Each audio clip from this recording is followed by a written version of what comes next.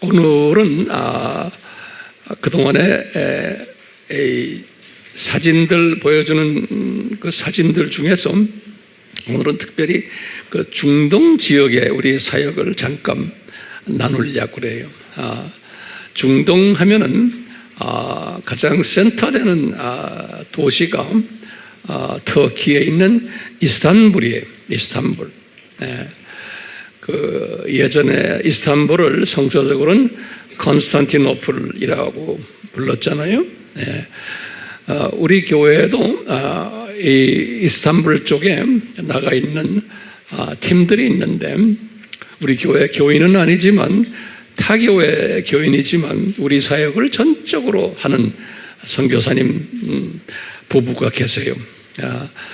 이런 분을 주신 것 정말 큰 우리에게 은혜고, 이분이 그동안에 자기도 기도를 많이 해왔는데 부부가 우리를 만난 것을 그렇게 고맙게 생각하고 열심히 우리와 동력을 지금 하고 있어요.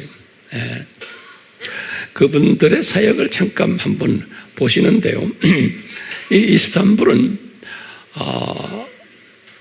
예전 컨스탄티노플이라고 그랬잖아요. 그런데 이제 무슬림화가 돼가지고 상당히 우리를 혼돈케 하는 나라지만, 오늘날도 예전 바울 시대와 같이 중동 쪽의 복음화를 위해서 하나님의 백성들을 훈련시키고 모으는 곳이에요.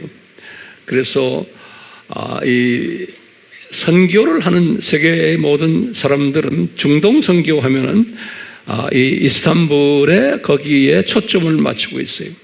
거기에 이 중동 선교를 하는 많은 분들이 모여 있고, 선교사들도 모여 있고, 또 그분들의 사무실도 그쪽에 다 모여 있고, 또 중동에 있는 지금 아랍 쪽에서 복음을 받기 힘든 사람들을 중동 쪽으로 피난민으로 이렇게 또 보내고 있어요. 그래서 중동이라는 나라가 특히 터키는 무슬림 나라지만 복음 전하는 측면에서는 약간 자유스러운 나라예요. 주님이 그렇게 이제 만들어 놨어요. 그래서 우리가 그것을 최대한으로 이용하는데요. 지금 그쪽에는 이락 사람들이, 피난민들이 그곳에 많고요. 또 구르드족들, 또 시리아 피난민들, 또 예멘 분들, 애굽 사람들, 무엇보다도 지금 대대적으로 모여드는 민족이 이란, 페르시아 사람들이. 근데 이란은 예수 믿는다는 것을 알기만 해도 그냥 감옥에 집어넣고 사형시켜버리는 나라예요. 우리 북한과 거의 비슷한 나라예요. 근데 그 안에 성령님의 불이 떨어져가지고 이란 사람들이 지금 전 세계에서 가장 복음을 빨리 받고 갈급해하는 족속이 페르시아 족속이 큰 나라거든요. 옛날 페르시아 제국이 있었잖아요. 그 대신 이 민족을 주님이 특별히 사용하세요.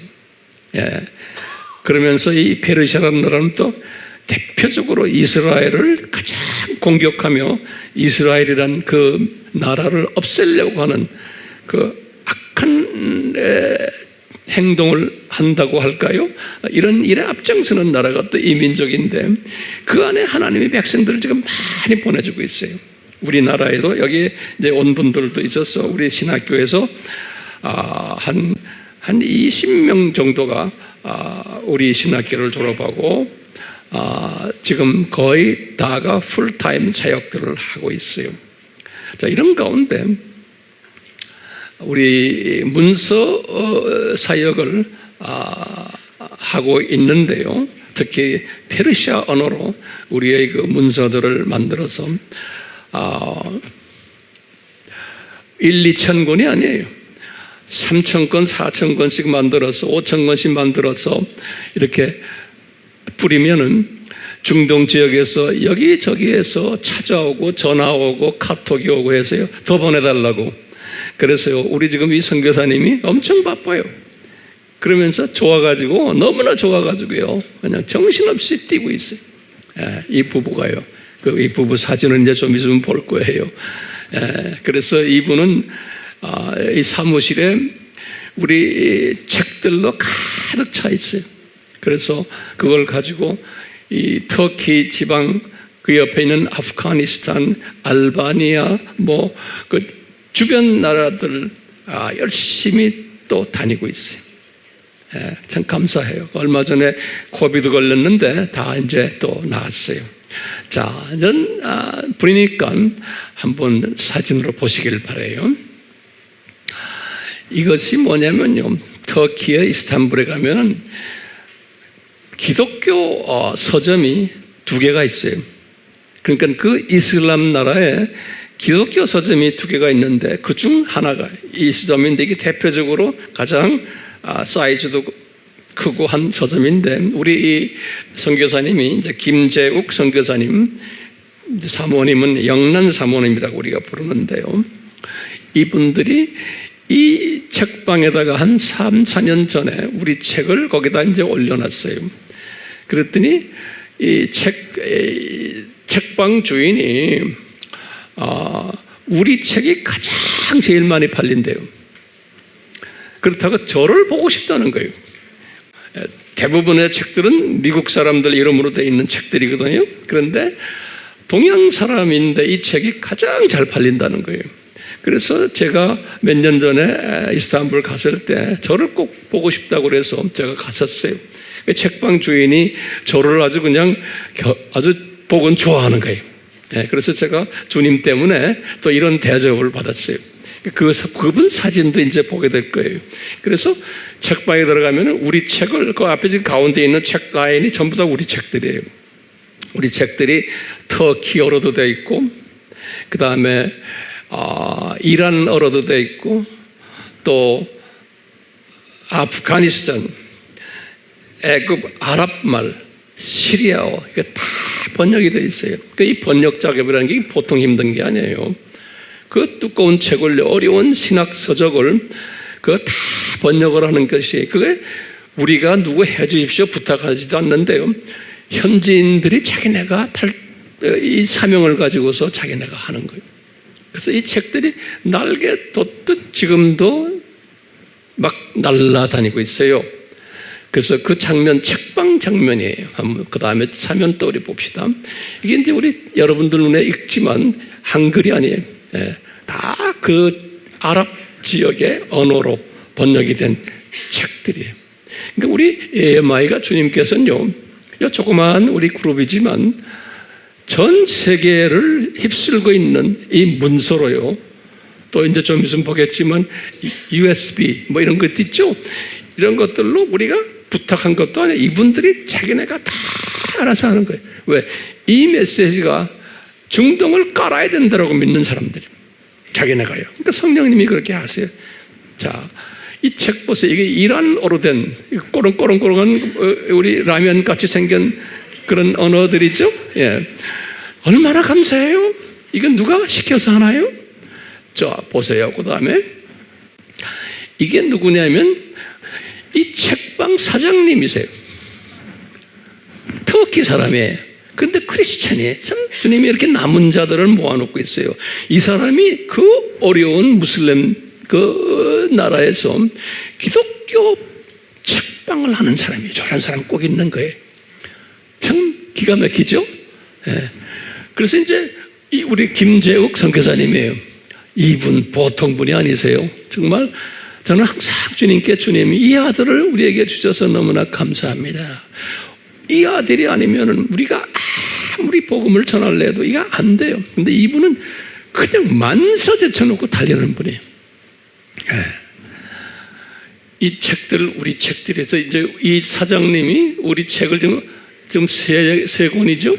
이것을 우리에게 이렇게 보여주시는 거예요. 그 사진 찍어 왔어요. 감사하죠? 그러니까 여러분도 이런 사진을 보면서 재밌구나 이 수준 하지 마시고 중동을 향해서 기도하시라고. 그래서 이 사진을 제가 좀 오래 보여주는 거예요. 사람들 얼굴을 기억하시라고. 그리고 또 우리 웹에 들어가서 또 보시고 그러실래요? 안 그러실래요?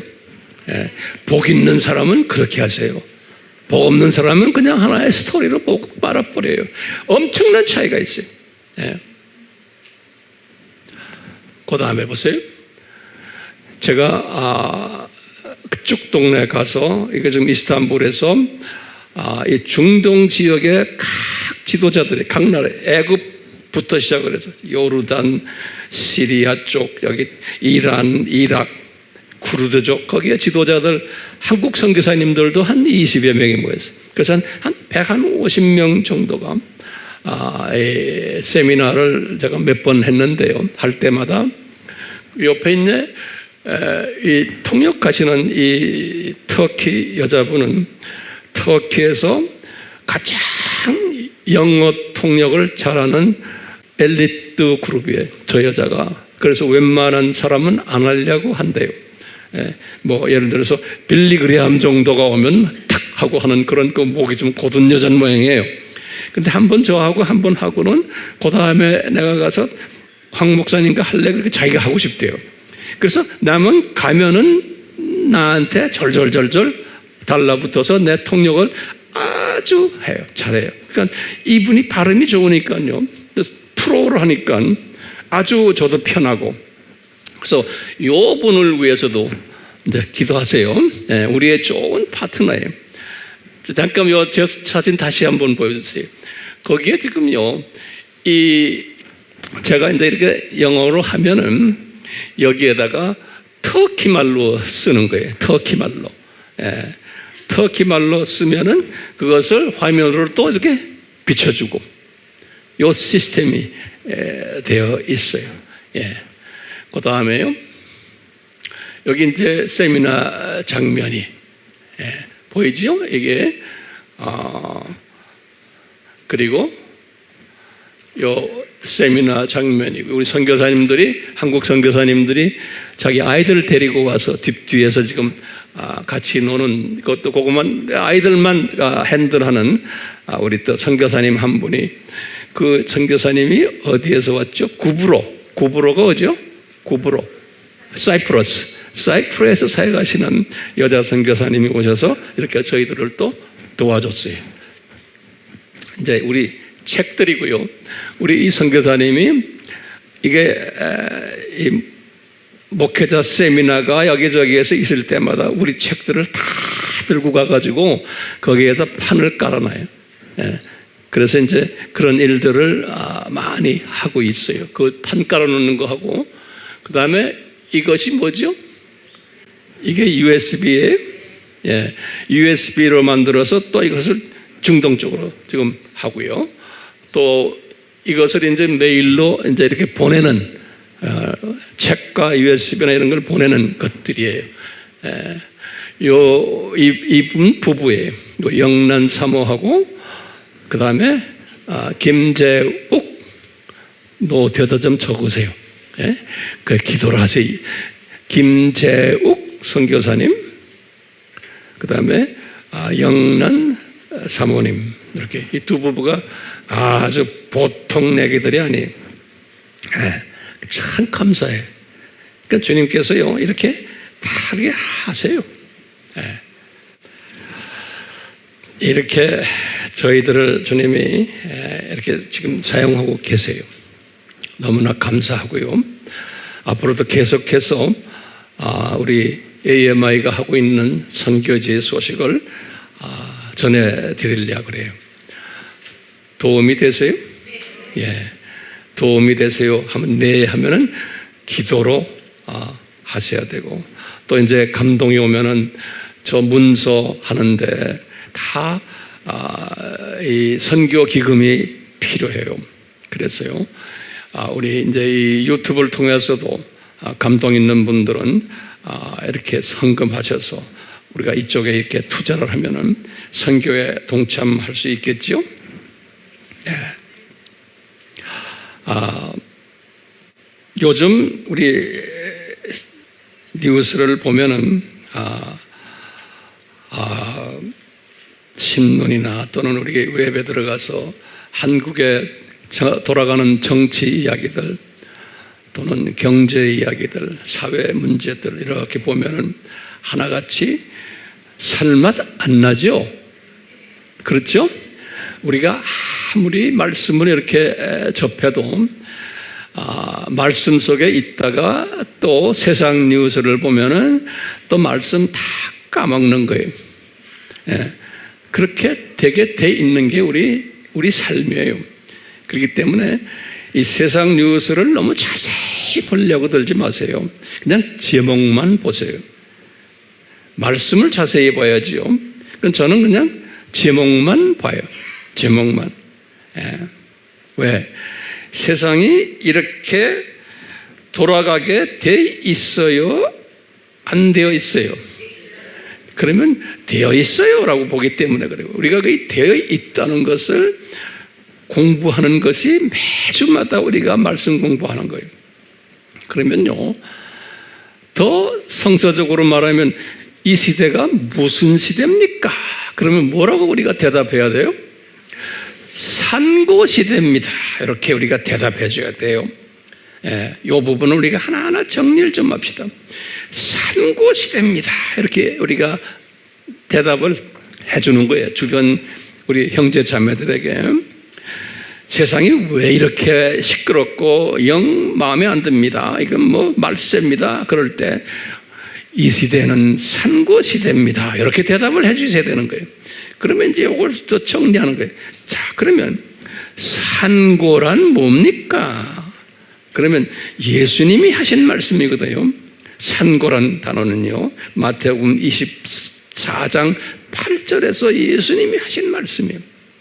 산고다. 이 산고라는 항상 기쁜 소식이 오기 전에 아픔을 경험하는 것을 산고다. 이렇게 성서에도 가르쳐 주셨고 우리 삶 속에서도 마찬가지예요.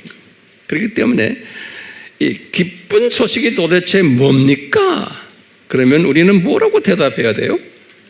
예수님의 재림이다 이런 거예요. 네. 그러니까 예수님의 재림의 기쁜 소식이 오기 전에는 꼭 산고가 있다라는 것을 예수님이 말씀하셨어요. 그 내용을 마태복음 지금 23장, 24장, 25장에서 말씀하신 거예요. 요 산고가 있다. 예. 자, 그래서 우리가 지금 이 산고의 내용들을 하나하나 지금 공부하고 있는데요. 중요한 게 뭐냐면 이 산고의 속성이, 이 산고의 속성은 뭐냐?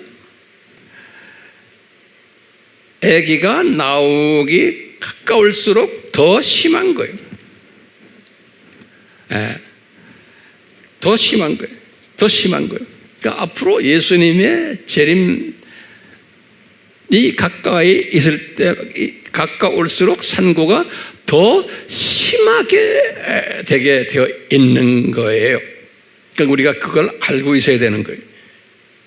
지금 우리가 감사한 것은요, 2년, 3년 전만 해도 우리가 이런 산고들이 없었어요. 그런데 이 코로나가 오면서 크리스찬들이 눈을 뜨기 시작하고 산고가 뭔지를 조금씩 깨닫게 되는, 참 감사해요. 예. 제가 이런 메시지를 전하려도 이 코로나가 아니었더라면 이런 메시지를 전해도 들은 채 만취할 사람들이 대부분인 것 같아요. 자, 그랬어요. 다시 이 산고의 속성이 뭐다? 그러면 예수님의 재림 가까워올수록 더 심해진다. 자, 그 다음에 중요한 거예요. 이 산고의 주체가 누군가? 이 산고의 주체가 누구예요? 이 산고를 디자인해가지고 이것을 운영하는 분이 누구예요? 네? 예수님인 거예요. 예. 이게 중요한 개념이에요. 예수님이 이 산고를 디자인하시고 운영하시는 분이세요. 오케이? 그런데 예수님이 지금 이 산고를 운영하는 가운데 예수님이 재림 전에 아주 영화 배우 중에서 주연급 영화 배우가 누구냐면 이 산고를 우리에게 보여주는 이 드라마 속에서, 역사 드라마 속에서 주연급 영화 배우가 누구냐면 두 짐승인 거예요. 첫 번째 짐승과 두 번째 짐승이, 여기에 대한 자세한 것은 제가 여러 번 이야기했어요. 이 두 짐승을 사용해가지고 이 두 짐승이 앞장서서 이 상고들을 만들어내는 일을 하는 거예요. 이 두 짐승들이. 예. 그런 시각으로 이 세상을 보실 필요가 있는 거예요. 오케이? 그래서 예수님께서 이 감람산 설교에서 특히 마태복음 24장, 25장에서 이 두 짐승에 의해서 일어날, 예전엔 제가 한 4대 산고, 5대 산고 이랬는데 조금 우리가 더 넓혀서 더 좀 이해를 쉽게 하기 위해서 저는 한 7대 산고로 한번 제가 만들어 봤어요. 이 두 짐승에 의해서 예수님이 하시는 말씀을 분석해 보면 약 7가지 분야에서 상고들을 일으키게 되어 있다는 것을 예수님이 디자인하신 것을 이 감람산 설교에서 발표하신 거예요. 그런데 이 발표하는데 누구 보고 들으라고 발표했나요? 재림전 산고 시대에 살고 있는 크리스천들에게 들으라고, 우리에게요. 요 7가지 분야를 자세히 설명해 주셨어요. 우리를 위해서요. 첫 번째는 이 두 짐승에 의해서 이 자연 산고가 있을 거다 그런 거예요. 다시 말하면 지진이 일어나고 기후 변화가 일어날 것이며, 지금 뭐 홍수도 일어나고, 이런 모든 것이 지금 우리 기후 변화 때문에 춥고 덥고 하잖아요. 이런 것이 뒤에서 이걸 조정하는 팀이 누구냐면요, 두 짐승 팀들이 뒤에서 조정을 한다는 거예요. 예수님의 허락하에서 자연 산고예요. 두 번째 산고는 뭐냐? 정치적 산고인 거예요. 이것은 전쟁도 일어나고, 지금 여기저기서 전쟁 일어나고 있죠. 앞으로 더 심할 거거든요. 그리고 정치인들 부패하고 거짓말하고, 이제는 선거도 이제는 조작 선거하고, 이게 전 세계적으로 일어나고 있는 거예요. 이게 다 산고인 거예요. 이건 예수님을 모르는 사람들도 봐도 이게 문제를 제기할 정도니까, 우리 예수님을 아는 사람들이, 산고의 이 원칙을 아는 사람들에게 말할 것도 없죠. 제가 이걸 설명하는 이유가, 이런 모든 산고들이 일어날 때 이것 때문에 고민하고 그것 때문에 화를 내고 그러지 마시라고 내가 지금 이 설명하는 거예요. 왜 그래요? 이것은 당연히 일어나게 되어 있는 거예요. 그러니까 장로님들도 나와서 기도하실 때 이 뭐 어려움 때문에 우리 지금 뭐 마음이 아픕니다, 이런 말 하지 마세요. 그건 세상 사람들이 하는 소리예요.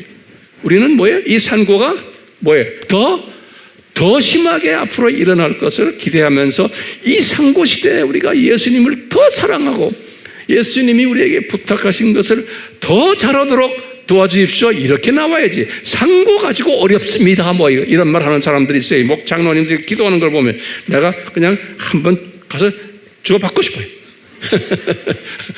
왜? 우리야 가는 길이 다른 거예요. 사람들을 혼돈시키는 거예요. 자, 그 다음에 경제적인 상고의 세 번째는, 우리 알다시피 지금 경제가 갑자기 혼란해지고 있지요. 이자율 문제, 이거 다 이 두 짐승 그룹들이 뒤에서 조종하는 거예요.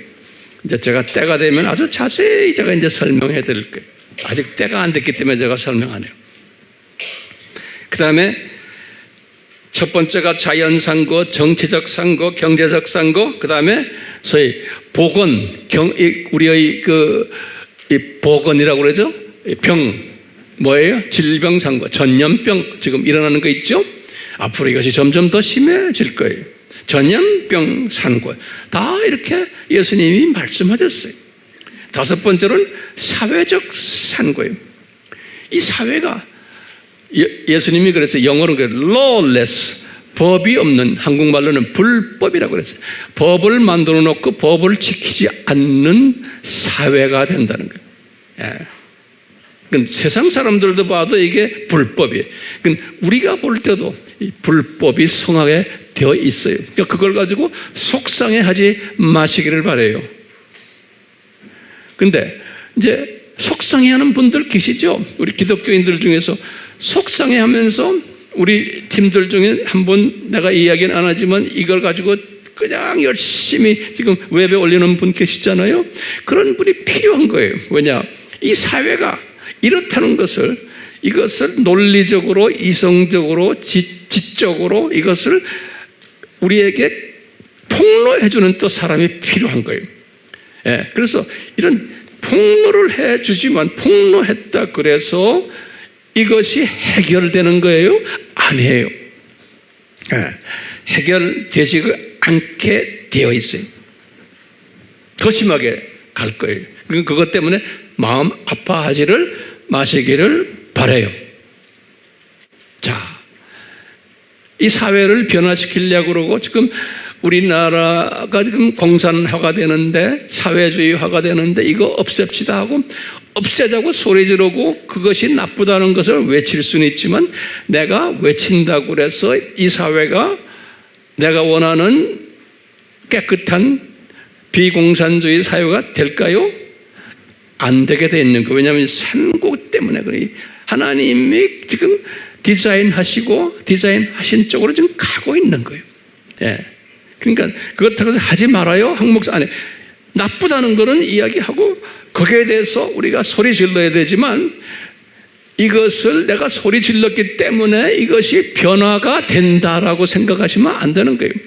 소리 지르면서 누구 이야기해야 돼요? 예수님이 곧 오신다라고 외쳐야 되는 거예요. 소리 지르면서. 그런데 내가 이것을 바꾸자, 해야 된다 이러면 그것은 비성교적인 거예요. 정말 따라오세요? 예. 그 다음에 지금 6번째 산고가 복음 산고예요. 복음이 변질되는 산고예요. 예. 종교다원주의. 이것도 다 지금 이 두 짐승의 틀 안에서 움직이는 거예요. 예. 그러면서 마지막 7번째로 뭐냐면 예수님이 그랬어요. 이것은 산고지만 이건 좋은 산고예요. 복음 확장 산고예요. 마태복음 24장 14절에 예수님이 하신 말씀이, 이런 것들이 오는데 이 천국 복음이 모든 만민에게 전파되리니 그제서야 끝이 오리라. 이 말은, 이 끝이라는 것은 우리가 해석을 두 가지로 할 수 있어요. 1000년 왕국이 끝나서 7000년 끝나는 끝도 이야기할 수 있고, 지금 이 환란의 끝, 다시 말해 예수님의 재림까지를 우리가 끝으로도 볼 수 있는 거예요. 그렇기 때문에요, 이 7가지의 이 상고는 누구에 의해서 디자인이 돼서 지금 해요?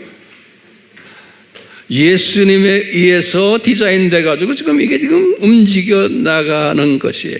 근데 거기에 핵심 멤버로 누구를 사용했어요? 두 짐승을 사용하신다라고 보면 되겠어요. 예수님이 이렇게 말씀하시고는 감람산설교에서 우리에게 말씀하시는 아주 핵심 말씀들이 몇 군데 있어요. 첫 번째는 예수님이 뭐라고 그랬냐면, 너희들 잘 견디라 그랬어요. 마태복음 24장 13절에, 그리고는 14절에 이 천국 복음이 땅 끝까지 가리라. 그러니까 우선 잘 견디라는 거예요. 우리가 그냥 견딜 수 있어요. 이 지금 내가 설명하는 이 내용을 잘 소화했을 때 견딜 수가 있어요. 사회가 악하고 정말 뭐 신문 기사를 봐도, 우리가 어떤 뉴스를 봐도 뭐 기분 나쁘죠? 나도 기분 나빠요. 그렇지만 그 기분 나쁜 거기에서 머물러 있지 말고, 이 주님이 지금 우리에게 디자인하신 것을 우리가 항상 묵상하면서 잘 견디라는 겁니다. 예. 견디면서 그냥 견디고 있기만 하면 안 돼. 예수님이 하신 말씀이 있어요. 그러면서 뭐라고 그러냐면요, 너희들 잘 견디라. 24장 13절에, 그리고 똑같이 24장 이제 42절에 뭐라고 했냐면 깨어라 그랬어. 예. 우리 보고요, 깨어라. 42절에. 그러니까 우리가 깨는 거는 이 모든 예수님의 디자인을 알고 있어야 되는 거예요, 내가요. 그 깨어 있는 거예요. 예. 깨어 있어야 되고, 그 다음에 예수님이 또 뭐라고 말씀하시냐면 44절에 예비하라 그랬어요. 준비하라. 예. 그리고는 예수님이 이 말씀을 하시고는 그 다음부터 7가지의 비유를 드셨어요. 그 유명한 비유들이 뭐냐? 나가서 전해라. 그 비유가 다. 예? 나가서 전해라. 그러면은 전하는 사람이 어떻게 된다? 들림받는 나의 신부가 된다. 이렇게 말씀하셨어요. 그러니까요, 우리가 지금 살고 있는 이때 예수님이 말씀 그대로예요. 제발 우리는 잘 견뎌야 되고, 두 번째는 뭐예요? 깨어나야 되고, 그 다음에 준비해야 되고, 그 다음에 전해야 되는 거예요. 예, 전해야 되는 거예요. 자, 이것을 우리에게 미리 다 이렇게 가르쳐 주신 거예요. 그러니까 크리스천이라고 해서 이걸 우리가 알고 있는 사람은 소수예요. 대부분의 기독교인들은 이걸 잘 모르고 있어요. 예. 자, 그렇기 때문에 우리에게 이것을 미리 이렇게 알려주신 거예요. 2000년 전에, 주님의 재림 전에 이런 일들이 있을 것을. 왜 미리 알려주셨어요? 지금 오늘날 살고 있는, 주님 재림 전에 살고 있는 크리스천들 중에서도 이 마지막 때 추수에 참여하는 이 신부감 후보생들에게 집중적으로 하시는 말씀으로 저는 보고 있어요. 그렇기 때문에 우리는 이 말씀에 의해서 주변의 많은 사람들에게 이 원칙을 내가 잘 정돈해가지고 가르쳐야 되는 책임이 있는 거예요. 예. 그렇기 때문에 우리가 공부를 해야 되는 거예요. 가르쳐줘야 돼요. 그럼 이걸 가르쳐주는 사람인가 아닌가에 따라서 이제 구분이 되게 되어 있어요. 자, 이런 말씀 속에서 우리가 요새 이스라엘 시리즈를 하면서 특히 마태복음 23장에 예수님의 재림 전에 이 소위 가짜 서기관들, 가짜 바리새인들이 많이 나와서 어떤 일들을 할 것이다 라고 이제 말씀을 우리에게 해주셔서 우리가 지금 그 공부를 하고 있어요. 우리 지난 시간에는 이 가짜들이 나와서 11조에 대해서 거짓 가르침을 준다라는 것도 우리가 이야기했죠. 그래서 이제 11조 속에 숨겨진 예수님을 이야기 안 하고 딴 이야기를 한다라는 이야기를 자세히 했어요. 그래서 제가 칼럼에다가 좀 자세히 이렇게 정돈을 했어요.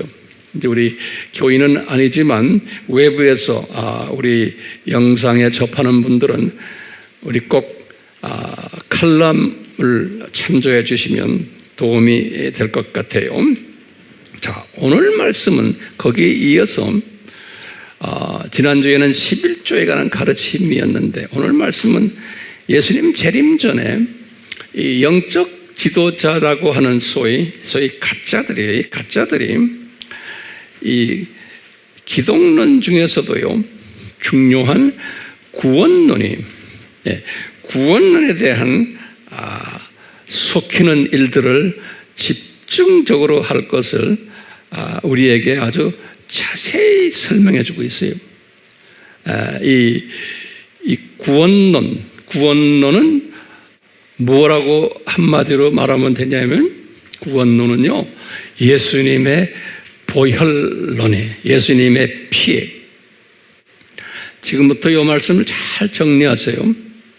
그것을 우리에게 보여주시기 위해서 예수님이 어떻게 하셨냐면 이스라엘 사람들을 현장에서 우리에게 조교팀으로 해가지고 애굽에서 출애굽하는 사건으로 우리에게 보여주셨어요.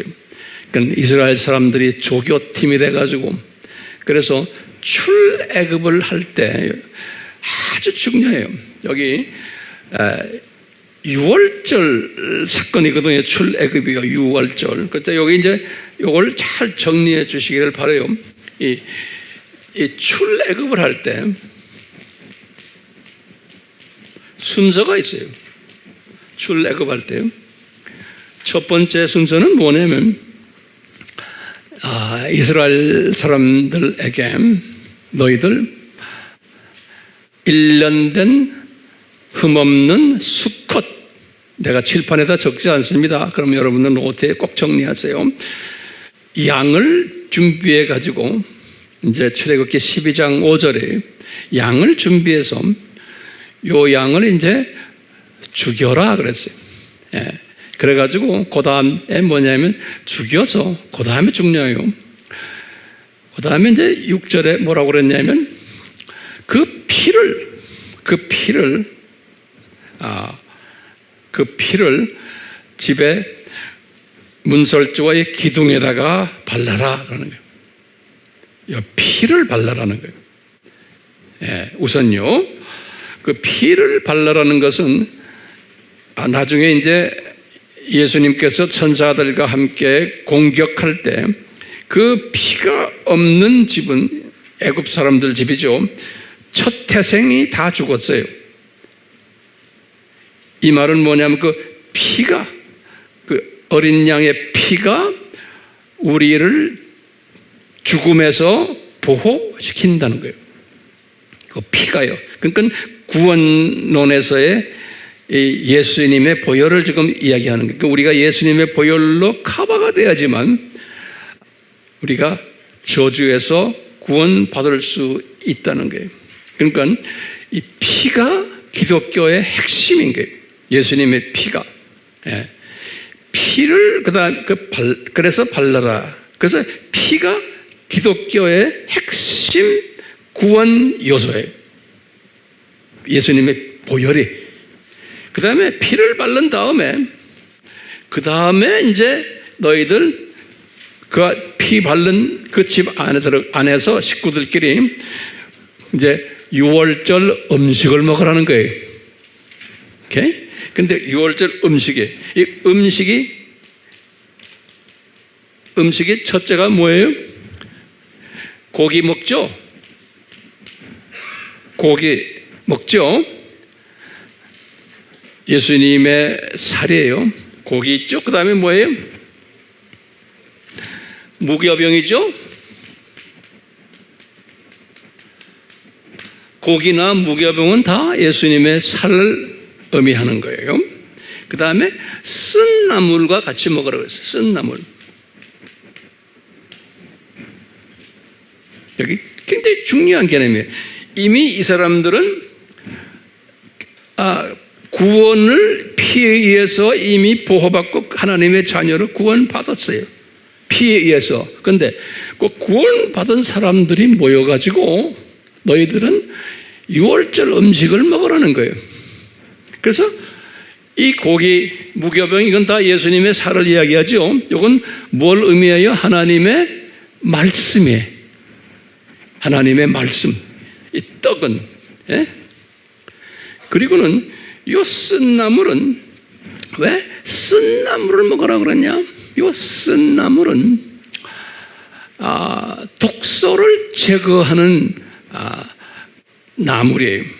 그래서요, 독소란 건 뭐냐면 이미 구원을 받은 하나님의 자녀들이 쓴 나물을 먹어야 되는 것은 뭐냐?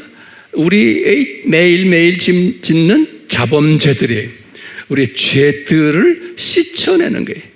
그래서 이 쓴 나물은 독소는 우리 몸에 백혈구가 이 독소를 죽이는 식으로 이 쓴 나물을 먹어라 하는 것은 매일매일 우리의 죄를 너희들 씻어내라. 독을 없애라. 그런 의미에서 지금 요 6월절 음식을 먹게 한 거예요. 됐어요? 그래서요, 오늘 예수님께서 이제 이런 배경을 가지고서 이제 이야기를 하는 거예요. 화 있을진저 외식하는 서기관들과 바리새인들이요. 잘 보세요.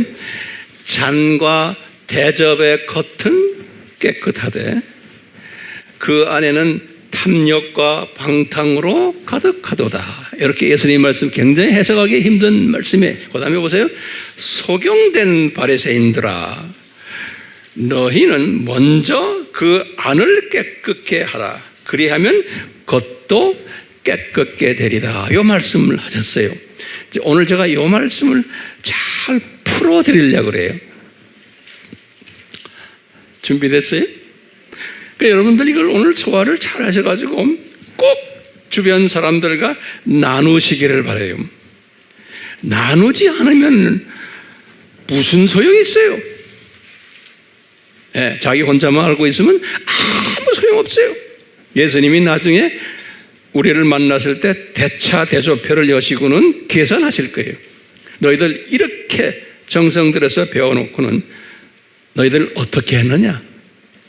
네, 나누셔야 돼. 그러니까 직접 나누는 분들도 있지만 나누는데 동참하는 일도 하시고 우리가 이제 이 메시지들을 각 나라 언어로 우리가 만들어가지고 이걸 또 뿌리고 있거든요. 그럴 때마다 다 여러분들이 헌금하셔가지고 그 일에 동참하는 일도 하시고 하세요. 자, 보세요. 중요한 지금 개념을 제가 지금 오늘 설명해 드리는 거예요. 여기에서요. 우선 요 탐욕이라는 단어예요. 여기 지금 탐욕이 그 안에는 탐욕과 방탕으로 이렇게 가득 찼다 그랬어요.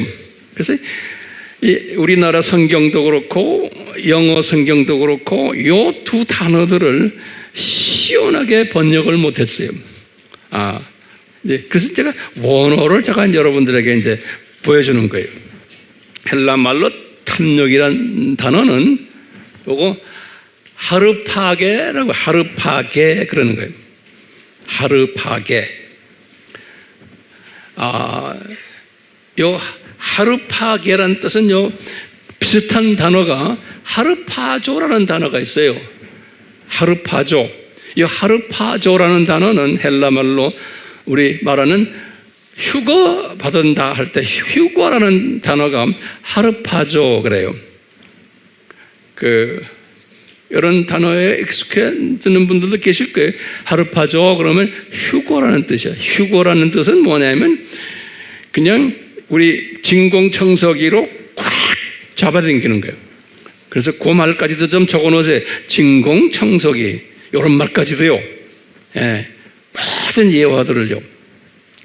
진공청소기로 강탈하는 거예요. 그래서 이제 이것을 어떻게 탐욕이라고 번역했는지 난 모르겠어요. 그것은 이제 NIV나 다른 성경 보면 탐욕이라 greedy 그래서 greedy라는 건 탐욕이라는 소리예요. 근데 탐욕과 직접 관계 있는 단어가 아니에요. 이것은 뭐냐면 강압적으로 약탈해 오는 그런 뜻이에요. 강압적으로 약탈해 온다는 거예요. 여기 이제 어떻게 우리가 해석해야 되냐면요. 이제 이 두 짐승 그룹들이 하나님의 자녀들을 강압적으로 약탈해 오는 거예요. 어떻게 약탈하냐? 저기 보면 잔과 대접이라고 그랬잖아요. 그러니까요. 요 잔은 보혈이에요. 대접은 무교병이에요. 우리 7가지의 그 학설들 있잖아요. 주제들. 요 예수님의 보혈과 또 이 무교병 이게 7가지의 주제들이에요. 뭐예요?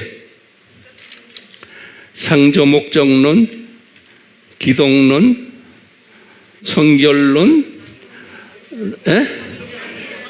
창조 목적론, 또 창조 목적 학교론 뭐 쭉 있잖아요. 종말론. 이 모든 이게 다 무교병이에요. 하나님 말씀이에요. 요 보혈은 뭐예요? 요건 뭐예요? 요건 기독론이라고 보시면 돼요. 아주 보혈론이에요. 여기다 기독론에 여기다 구원론이라고 보시면 돼요. 요건 구원론. 더 세밀하게 본다면요. 기독론 안에 구원론으로 보면 돼. 그래서요. 이 잔은 구원론이에요. 그 다음에 접시에 담아있는 것은 뭐예요? 하나님의 말씀들이, 7가지의 주제 말씀들이. 이 말씀들, 잔과 대접의 겉은 깨끗해요. 다시 말하면 외형상으로는 기독교 의식이 다 있어요. 예배도 보고 부활절 예배도 보고 뭐 예수님 이야기도 하고 뭐 여러 가지 다 해요. 종교 행사를 다 해요. 지금 내가 두 짐승 이야기하는 거예요. 두 짐승. 이게 지금 두 짐승이에요. 다 하기 때문에요. 겉으로 보면은 기독교인들 같고 겉으로 보면은 깨끗해 보이고 거룩해 보이는데, 그런데 그 속은, 그 안에는 탐욕과 방탕이 있다는 거예요. 그럼 이걸 어떻게 해석해야 되냐면요, 탐욕이 있다고 아까 뭐라고, 이거 막 겁탈하는 거예요. 그 안에는 이런 잘못 썩어가는 잘못된 보혈을 가리키고 잘못된 무교병을 먹이기 때문에 많은 하나님의 자녀들을 겁탈해가 뺏어가는 거예요. 구원 잃게 만든다는 거예요. 겁탈해 뺏어가 버리는 거예요. 수 없는 하나님의 자녀들이 거기서 속임을 받아가지고 이놈들한테 그러한 일들이 있을 거라는 거예요. 그뿐 아니라 방탕이라는 단어를 썼어요. 이것도요, 아크라시아라는 원어예요. 제가 이렇게 원어책을 보니까요, 아크라시아. 그래서 아크라시아를 내가 이렇게 또 사전을 들여다보는 이게 무슨 뜻인가 정확하게. 그러니까요, 절제가 없는, 또는 무절제, 절제 부족, 또는 막무가내, 방종, 뭐 이런 뜻들이 있어요. 그래서요, 내 스스로가 절제가 안 되는 그런 뜻이에요. 내 스스로가, 내가 내 자유 의지를 발동해 가지고 내가 하지 말아야지, 이것이 안 되는 그런 소리. 내 능력 가지고는 안 된다는 거예요. 그 말이 뭐냐면 아크라시아예요. 요 말이. 다시 말하면 그걸 방탕이라고 해석해 놨어요. 그러니까 이게 엄청난 지금 오해가 있는 거예요. 자, 이게 무슨 뜻이에요? 항상 여기에 이 보혈과 이 구원론과 이 무교병, 이걸 가지고 생각하는 거예요. 다시 말하면요, 이 두 짐승들이 이 가짜 예배를 드리면서 겉으로 보기엔 거룩하게 해놨기 때문에 수 없는 하나님의 자녀들이 그냥 강탈당하는데, 이 사람들이 자유의지를 발동해서 거기에서 나오지 못하는 거예요. 그냥 빠져들어가 버리는 거예요. 그래서 이제 아크라시아 요 단어가 이런 단어인 거예요. 내가 스스로 통제를 못하는, 그런 거예요. 스스로 통제를 못하는 이러한 일들이 일어날 것을 예수님이 우리에게 지금 시사해주고 있는 거예요. 그러니까 거기에 은혜가 따르지 않으면은 수 없는 이 마지막 때의 두 짐승 세력에 의해서 수 없는 하나님의 자녀들이 여기에 빠져버릴 거라는 거예요. 그래서 예수님이 분명히 말씀하셨어요. 마태복음 24장 23절에서부터 28절까지. 우리 내가 항상 이야기하지요. 그리스도가 여기 있다 저기 있다도 거기에 따르지 말고, 많은 거짓 선지자들과 거짓 그리스도들이 심지어 택한 자들까지도 미혹해서 이분들이 구원을 잃게 된다, 시체가 된다는 거예요. 택한 자녀들까지, 영어로는 even the elect. 그러니까 예수님이 지금 하시는 말씀이에요. 이 마지막 때, 이 산고시대, 복음 산고를 오늘 지금 이야기하는 거예요. 이 복음의 산고 시대에 택함 받은 사람들까지 또 이 종교다원주의에 빠져가지고 예수님의 보혈을 변질시키고 예수님의 무교병을 유교병으로 만들어서 가르친다는 거예요. 그러니까 우리가 아무리 로마 카톨릭의 메시지나 우리 개신교의 여러 개 메시지들을 보면요, 성경 말씀을 읽고는 거기에 예수님의 보혈이 빠져버리고, 안 그러면 보혈을 변질시키고 또 말씀도 변질시켜버려서 설교를 하는데 본문을 읽고는 그 다음에 여러 가지 세상 이야기에서 사람들의 귀를 쫙 빨아들이는 거예요. 이렇게. 그래서 많은 사람들을 뺏어가는 거예요. 예, 많은 사람들이 절제하지 못하도록 자기 자유의지를 발동해서 자기가 그냥 빠져버리는 거예요. 거기에 빠져버리는 거예요. 이런 시대가 된다는 거예요. 제 말에 동의하세요? 지금 우리가 그런 시대에 지금 살고 있는 거예요. 오케이? 자, 이런 시대에 살고 있다는 것을 이스라엘 사람들을 통해서 예표로 보여주시는데, 조교들이죠. 그분들의 역사 속에서 보여주시는 거예요. 보여주시는데 오늘은 아주 중요한 메시지가 우리에게 담겨 있는 것을 제가 깨달은 것들이에요. 깨달은 것을 여러분과 나누려고 그래요. 간단하게. 우리 제가 아바에서도 이 말씀을 드렸지만 6월절 지킴 역사에 대해서 말씀했어요. 우리 웬만한 우리 팀들은 이거 알아요. 이것을 내가 더 발전시켜서 설명해 드리려고 그래요. 이 도표는 굉장히 중요한 도표예요. 오늘 이 메시지를 소화하려면, 네. 근데 신기하게도요, 이 6월절 음식을 먹어라 그랬잖아요. 모세를 통해서요. 그래놓군요. 먹어라 그러니까 뭐라고 말씀했냐면, 유대인들에게, 이스라엘 사람들, 하나님의 자녀들에게 뭐냐면, 얘들아, 이것은 영원한 규례다 그랬어요. 그거 노트에 꼭 좀 적어 놓으세요. 이거는 영원한 규례다. 그러니까 영원히 지켜야 된다는 거예요. 1년에 한 번씩 6월절이 오면은 그러니까 영원히 지켜야 된다는 거예요. 그러니까 우리가 저 나라까지 가서도 이것을 우리가 기억할 정도로 예수님이 영원히 지키라는 거예요. It's eternal regulate, eternal covenant 그랬어요. 예. 영원히. 그런데 그 말씀을 이 하나님의 자녀들이 받았는데 실제로 6월절을 지킨 것을 보면요, 내가 성서를 쫙 뒤졌어요. 보니까 이 하나님의 자녀들이 영원히 지키라고 그랬는데, 영원히 지키기는요, 지키다 말다 이런 것이 그냥 역사 속에서 그대로 쫙 우리에게 보여주는 거예요. 여러분들이 들고 다니는 성경에 그게 있는 거예요. 예. 제가 이것을, 성경을 제가 읽으면서 이게 영원히가 아니네 하는 게 자꾸 저희가 떠오르는 거예요. 그래서 제가 이걸 정리를 해봤어요. 정리를 해보니까 딱 이렇게 나와요. 예. 보세요. 이 정리를 하는데요, 시간이 얼마나 걸렸겠어요? 여러분들은 그냥 쉽게 이렇게 먹는 거예요. 쉽게 드리는데도 이것을 그냥 잡수시지 않는 분들이 또 있어. 할 수 없죠, 어떻게. 자, 보세요. 출애굽이 1446년에 주전, 이때 지금 6월절 음식을 먹어라 그런 거예요. 출애굽 때예요.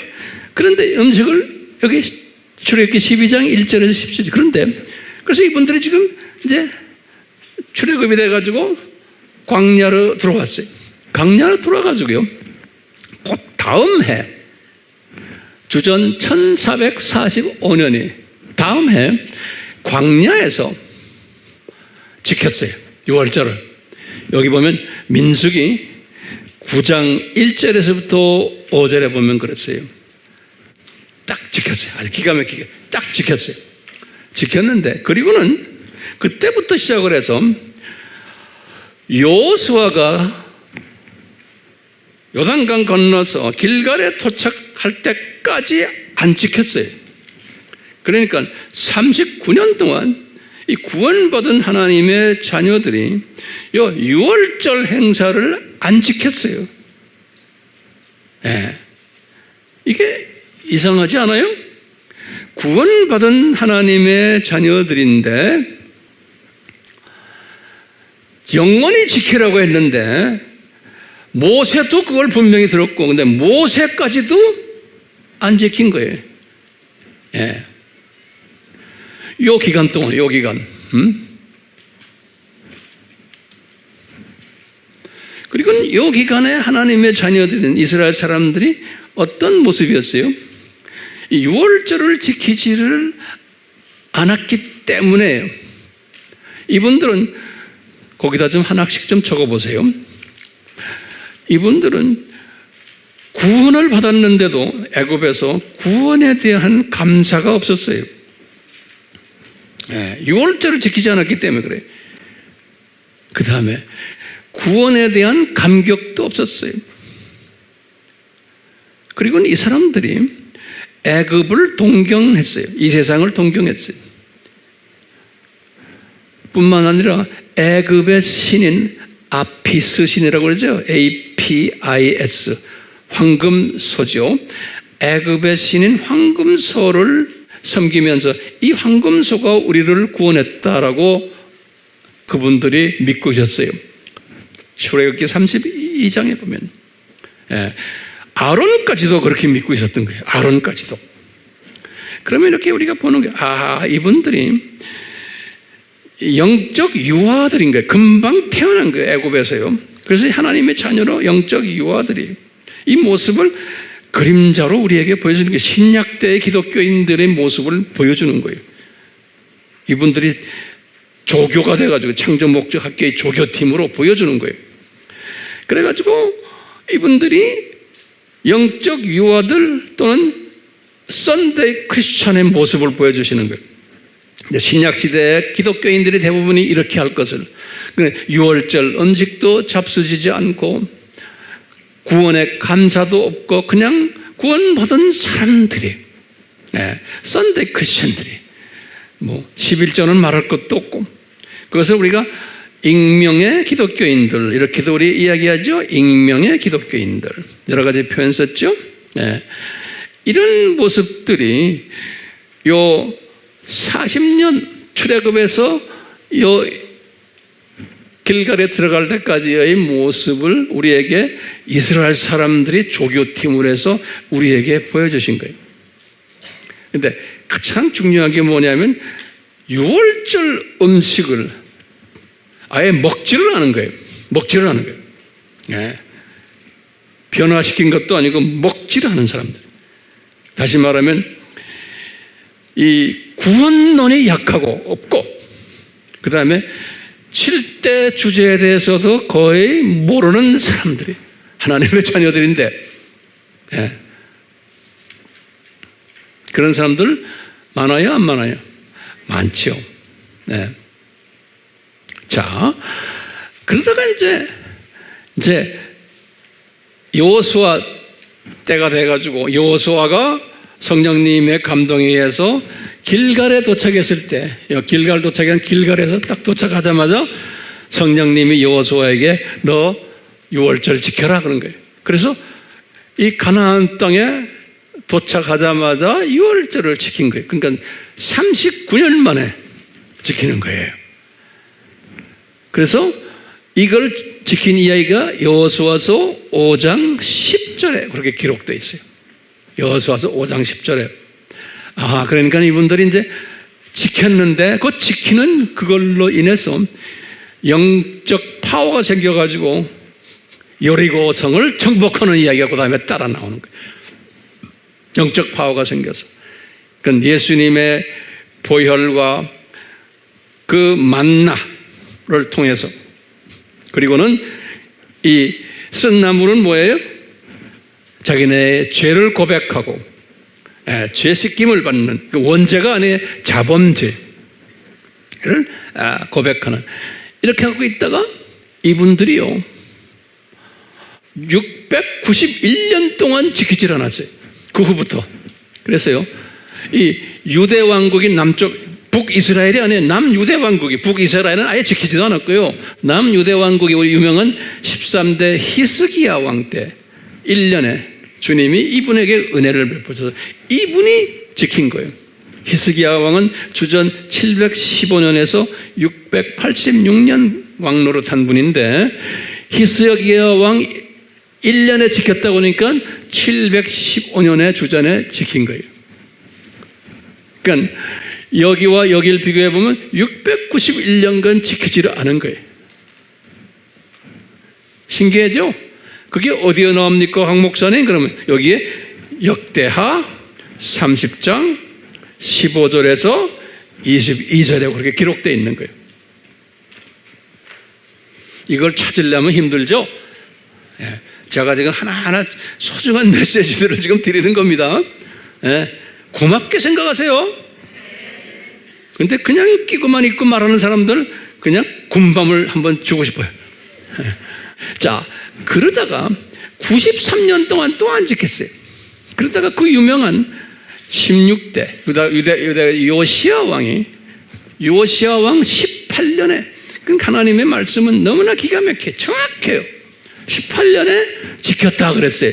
근데 이 왕은 왕 노릇을 640에서 609년까지 했거든요. 그러니까 이분의 18년이니까 여기서 18년을 빼면 622년인 거예요. 그러니까 주전 622년에 지킨 거예요. 그런데 요 양반도 한 번 딱 지키고 그다음에 또 안 지키는 거예요. 이게 하나님의 뜻이에요. 이 말은 뭐냐면요, 이 신약 때 교회들이 뭐가 약해요? 구원론이 약할 거고, 그 다음에 칠 때 이 주제들의 약할 것을 보여주시는 거예요. 아예 다루지도 않을 것을. 그냥 설교도 바이블 공부도 그저 내 고민 어떻게 해결하나, 내 문제 어떻게 해결하나, 어떻게 하면 내 사업 잘 되나, 내 어떻게 하면 병 안 들고 재밌게 사나, 이런 것만 하지요. 예수 그리스도의 보혈의 이야기는 안 하는 거예요. 제 말에 동의하세요? 웹에 들어가 보세요. 예수 그리스도의 보혈 이야기하면 사람들 들어오지도 않아요. 별로. 자, 왜 안 들어와요? 나빠서 그래요? 안 해. 이게 디자인된 거예요. 이 구약에서 이미 디자인된 하나님의 자녀들인데 관심 없는 거예요. 보혈에 관심 없고 하나님의 말씀에 관심이 없는 거예요. 예. 이 보여주는 거예요. 그런데 그 안에 관심 있는 사람들을 찔끔찔끔 보여주시는 거예요. 왜냐? 요 안에 남은 자들이 있다는 거예요. 예. 이것을 우리에게 보여주시는 거예요. 그러다가 성전 제2성전이에요. 스룹바벨 성전이에요. 스룹바벨 성전 봉헌 예배 때 보면은 에스라서 6장 15절에서 19절에 보면 6월절을 지켰다, 이런 이야기 또 나와요. 그게 516년이죠. 그러니까 이 요시야 왕에서 106년 동안 또 안 지켰어요. 이것을 다리오 왕, 여기서 페르시아 왕의 6년이다 그런 거예요. 똑같이 여기 다리오 왕 6년이다. 자, 그러다가요, 예수님이 오셨죠. 예수님이 오셔가지고 예수님이 공생애를 시작할 때예요. 그게 주후 27년이죠. 성경에 보면은 말라기 때도 그렇고 6월절 지켰다는 이야기가 없어요. 그런데 예수님이 공생애를 시작할 때니까 약 한 500년 후에 500년 후에 성경에 보면은 6월절을 유대인들이 지키고 있다라는 이야기가 나와요. 기가 막히게. 근데 그때 예수님의 공생애를 시작할 때 제일 먼저 나오는 이야기가 성전 들어가서 성전 청소할 때, 그럴 때 그때가 6월절 날이다. 그러니까 예수님이 공생애를 시작하실 때 요지금 서기관들과 바리새인들과 이 모든 팀들이 6월절을 지켰던 것을 볼 수 있는데 그것이 다 변질된 6월절인 거예요. 그래서 예수님이 그냥 밥상을 다 뒤집었죠. 그게 지금 요한복음 2장 13절에서부터 나오는 거예요. 첫 번째 6월절도 그런 모습인 거예요. 두 번째 6월절을 지킨 게 요한복음에 나와요. 5장 1절에 보면 지켰다는 이야기보다 6월절이 가까웠나, 6월절이, 그러면서 베데스다 연못 이야기예요. 여기 두 번째 6월절을 지킨 것을 암시해주고 있어요. 유대인들이요. 예수님 시대, 예수님이 공생의 시대예요. 그리고는 예수님이 공생의 시대에 요한복음 6장에 보면 또 그런 얘기가 나와요. 6월절이 가까운지라 이런 얘기가 나와요. 이게 세 번째 6월절을 이야기하는 거예요. 예수님이 공생했대요. 그때 보면 유명한 말씀하셨어요. 예수님이 이 갈릴리 지방에서 오병이어 사건을 딱 일으키면서 그 오병이어의 그 모든 생선, 그것이 또 이 말씀이 예수님이 그랬어요. 난 자기를 받아 내가 하늘에서 내려온 떡이다. 내가 하늘에서 내려온 참 생명 음식이다. 참 음식이다. 또 내 피가 참 음료다. 요 말씀을 하신 것이 요 6월절과 관계되어 있는 거예요. 그래서 세 번째 6월절이에요. 그래서 이제 요한복음 6장 55절에 내가 참 양식이다. 내가 참 음료다. 그러면서 이제 6월절과 연관되는 말씀을 하신 게 세 번째 예수님이 6월절을 맞이한 거다라고 보는 거예요. 그러다가 네 번째 6월절 때 구체적으로 예수님이 6월절에 관한 자세한 이야기를 했어요. 그 유명한 이제 13장부터 17장에, 그러니까 요한복음은 21장까지 있는데 이 5장을 6월절 그날 저녁에 예수님이 제자들과 6월절을 지나면서 대화한 내용이 요한복음의 5장이에요. 13, 14, 15, 16, 17이 요한복음 전부 몇 장이에요? 21장이에요. 21장 속에서 꼭 하루 저녁에 6월절에 관한 이야기를 하신 것이 5장이 있어요. 13장, 14장, 15장, 16, 17장이에요. 그만큼 6월절이 예수님에게는 관심이 있는 거예요. 그 6월절이 언제, 지금 모세에게 했죠? 예수님이 오늘 저녁 식사하는 저녁이 뭐예요? 1월 14일 저녁이죠. 이게 이제 6월절 식사를 하죠. 그 6월절 시작이 1월 14일 저녁부터가 6월절 시작이죠.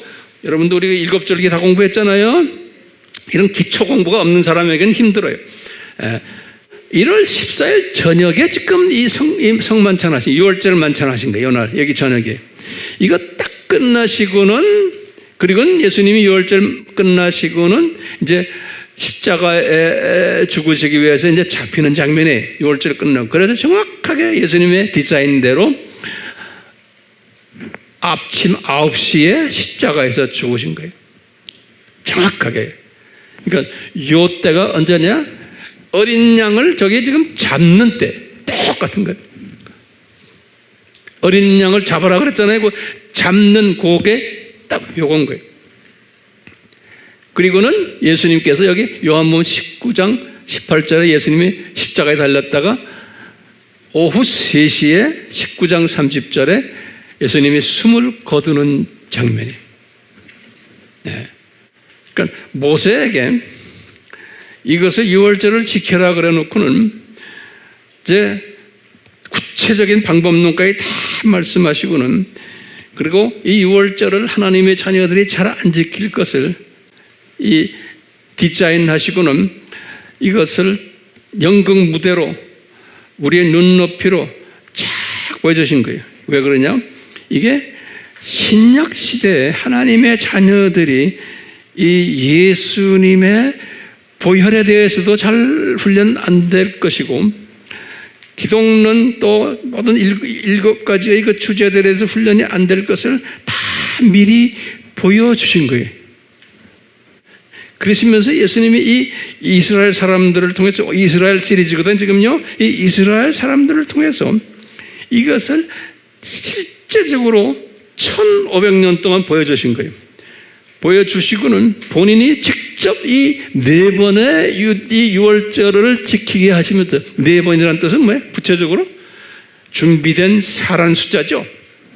우연이 아니 하나님이 아주 디자인된 이 6월절, 본인이 직접 오셔서 6월절을 이렇게 지키는데, 이스라엘 사람들이 6월절을 이렇게 엉터리로 지킬 것을 다 4번 하면서 다 보여주다가 4번째 와서 유월절이 뭐다라는 걸 구체적으로 가르쳐 주시고는 그 유월절에 어린 양이 나다라는 것을 실제로 십자가에 달려서 보여주시는 거예요. 그래서 예수님께서 기가 막히게 하신 말씀이 있죠. 다 이루었다 그런 거예요. It is finished 그런 거예요. 예. 이 finish 이것은 두 가지로 우리가 해석하죠. 창세전에 십자가 사건을 디자인하셔가지고 이제 이루시는 거.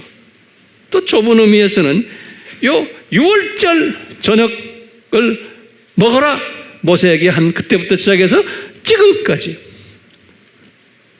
다 이루었다. 그러니까 저는 이 다 이루었다 십자가에서 이 말씀하시건 숨을 거두시니라 그 말씀이 요한복음 19장 30절이에요.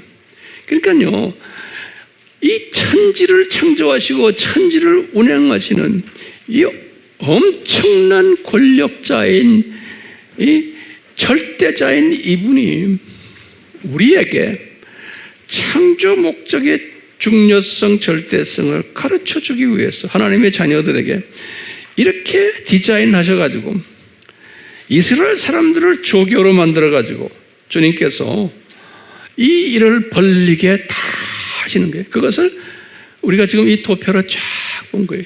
그리고는 신약 때 와서 크리스천들이, 하나님의 자녀들이 똑같이 이런 모습으로 살 것을, 그런데 그 안에 소수는 그렇지 않을 것을 쭉 그림자로 보여주시는 거예요. 예표로. 그런데 주님께서 오늘 제가 이제 결론적인 말씀이 예수님께서 화이슬진저 저 말씀하실 때는 예수님의 재림 전에 두 짐승 그룹들을 상대로 이야기한다고 저는 보고 있는 거예요. 소위 말하면 이 두 짐승 밑에 소위 다원주의를 이야기하는 종교적 적그리스도의 두 번째 짐승이죠. 이 팀들을 놓고 이야기하면서 그분들에게 이야기했다고 해서 그분들이 변하는 것도 아니고 더 악하게 놀 걸 주님이 디자인하셨잖아요. 그렇지만 화이슬진저 할 때 저 메시지가 누구를 향한 메시지예요? 이 서기관들과 바리새인들을 향한 메시지예요? 안 그러면 누구를 향한 메시지예요? 나와 여러분들을 향한 메시지예요. 오케이? 우리에게 말씀하시는 거예요. 얘들아, 너희들 봐라. 이 저놈들이 유월절도 변질시켜가지고 구원론 변질시켰잖아. 이 피를 변질시키고 하나님의 말씀도 다 변질시켰단다. 근데 그럴 거다라고 2000년 전에 말씀하시고는 그걸 우리에게 지금 보여주시는 거예요. 지금 우리가 그런 시대에 살고 있는 거예요. 우리가 지금 그런 시대에 교회가 예수님의 보혈에 대한 구원론 철저하게 안 가르쳐요. 못 가르쳐요. 그런 사람들 엄청 많아요. 그리고는 예수 그리스도의 보혈은 부처가 죽은 보혈이나 힌두교의 보혈이나 똑같다 라고 가르치는 놈들이 기독교계를 지금 지배하고 있는 이 시대에 우리가 지금 살고 있어요. 그렇기 때문에 이 시대에 살고 있는 사람들 중에서 아니다라고 하는 사람들이 있는 거예요. 그런데 그 아니다라는 사람들 보고 너희들 외쳐라 그러는 거예요. 외치지 않아도 외치는 사람 꼭 나오게 돼 있죠. 예수님이 우리한테 기회를 주시는 거예요. 기회 주는 것뿐이에요. 오늘 지금 이 말씀도 마찬가지로 여러분들에게 정보 제공을 필요하기 때문에 해드리지만 정보 제공받아서 어쩔 거는 거예요? 어쩔 거요? 모르는 게 낫죠? 모르는 게 낫죠? 정보 제공받았으면은 깨어서 예비하고 외쳐야 되는 거예요. 이렇게 주님이 디자인하신 것을 우리에게 보여주시잖아요. 저는 한 분 한 분이 우리 메시지를 접하는 분들, 주님이 보내주셔서 우리 메시지에 들어오는 분들 황 목사의 메시지라고 생각하지 마시고 성령님께서 우리 AMI를 통해서 이 메시지를 전하는데 나에게 하시는구나 라고 감동받으며 또 감격하고 그것만이 아니고 순종하는 이런 분들 되기를 소원합니다. 그러니까 우리에게 가장 소중한 게 뭐예요? 우리의 구원을 인도하신 분이 예수님인데 그걸 또 구체적으로 말하면 누구예요? 요거 마지막 정리합시다. 예수님의 보혈인 거예요. 그 보혈을 문지방에 발랐기 때문에 심판이 없었던 거예요. 예. 그 다음에 그 보혈에 의해서 구원받은 자들이 매일 영적으로 성장하려면은 뭘 먹어야 돼요? 유월절 음식을 잡수셔야 되는 거예요. 성장하려면. 그러니까 유월절 음식을 먹고 안 먹고는 구원과 직결돼요? 안 돼요? 직결되지 않아요. 그렇기 때문에 이 지금 1500년 동안 하나님의 자녀들에게 이 유월절 음식을 강요하지를 않았던 거예요. 안 먹는 거 많이 아시면서. 왜? 구원과 직결되는 게 유월절 음식은 아니에요. 근데 유월절 음식은 뭐예요 그러면요? 하나님의 말씀을 먹는 거예요. 그러니까 내가 영적으로 성장하는 데 필요한 거예요. 그리고는 쓴 뿌리는 나의 죄를 씻어내는데, 자범죄들을, 원죄가 아니라 자범죄를 씻어내는데 필요한 게 쓴 나물이에요. 예. 그러니까 이렇게 하나님의 말씀을 먹고 제대로 된 말씀을 먹고 자범죄를 씻어내는 이 일이 유월절 음식인 거예요. 이렇게 하면 성숙해지는 거예요. 성숙해지는 데 필요한 거지 구원과는 연결되지 않은 거예요. 그렇지만 구원의 핵심은 뭐예요? 예수님의 보혈인 거예요. 아멘? 우리가 이것을 생각하면서 우리가 찬양을 부를 때 영어는 이렇게 돼 있어요. Nothing but the blood of Jesus. 한번 까다 해보자. Nothing but. 그럼 only란 소리. 이건 참 기가 막히게 이거 작사한 사람들이. 네? Nothing but the야. The blood예요. blood가 아니고 Nothing but the blood of Jesus. 우리가 구원받는 것은 Nothing but the blood of Jesus. 예수님의 보혈밖에 없네. 이 고백이에요. 우리 이 고백 찬송을 한번 해봅시다. 아멘. 그러면 주님이 얼마나 기뻐하시겠어요. 네. 한번 해봅시다. 그리고 이 보혈의 중요성을 우리가 나누세요. 아멘. 우리 한번 Nothing but the blood of Jesus 한번 합시다.